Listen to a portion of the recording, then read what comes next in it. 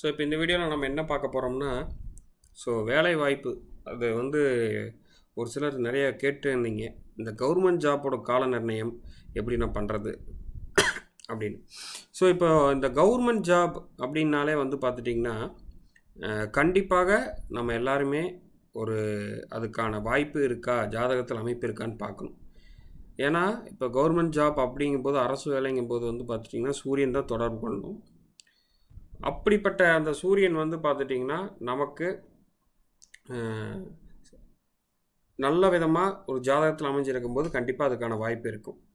So அப்போ யாருடைய ஜாதகத்தில் பார்த்திங்கன்னா சனி சூரியனுடைய நட்சத்திரத்துலேயோ இல்லை சூரியனுடைய காம்பினேஷன்லேயோ, ரெண்டாவது பார்த்துட்டிங்கன்னா சூரியன் பார்வையில் இந்த மாதிரி இருக்கிறத தாண்டி சிம்ம வீட்டில் ஓகேங்களா இருக்கிறது நம்ம எடுத்துக்கலாம். அதுக்கப்புறம் இருக்கக்கூடிய ஆப்ஷன் பார்த்திங்கன்னா மேஷ வீட்டில் சூரியன் எங்கே இருக்கோ அவங்களுக்கு உறுதியாக கவர்மெண்ட் ஜாப் அப்படிங்கிறத நம்ம எடுத்துக்க முடியும்.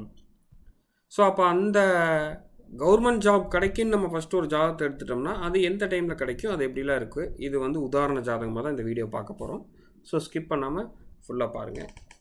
ஸோ இவங்க பார்த்துட்டிங்கன்னா ஆல்ரெடி ஒரு ஜாப்பில் இருந்திருக்காங்க, ரிசைன் பண்ணிட்டாங்க.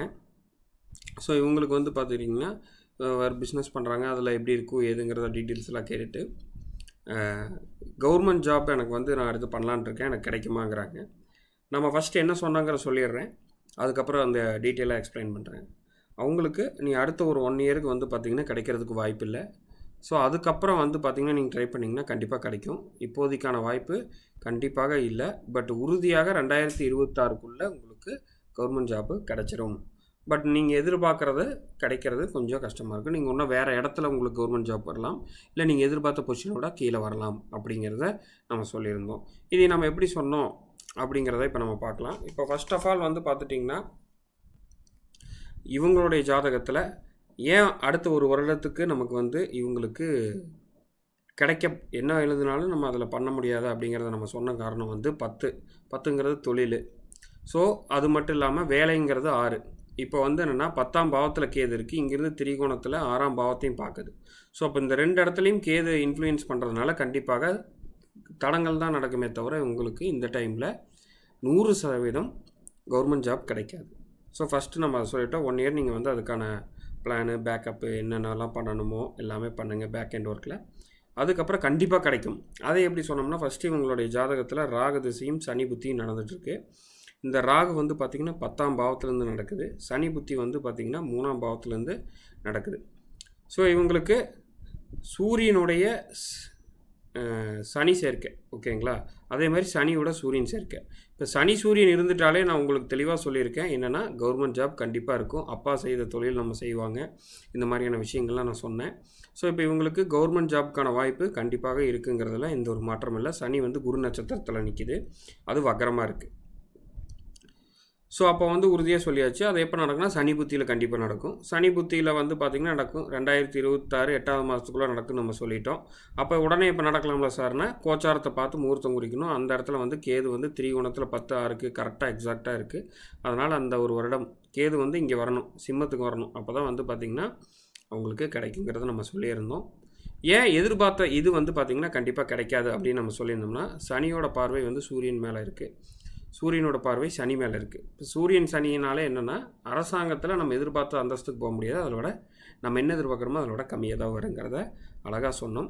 ஸோ இந்த கேது இந்த டேட்டுக்கு இங்கே மாறும்போது, அதாவது இந்த சிம்மத்துக்கு இப்போ 23 டிகிரி கன்னியில் இருக்குது, இங்கே வரும்போது அவங்களுக்கு 100% கவர்மெண்ட் ஜாப் கிடச்சிரும்.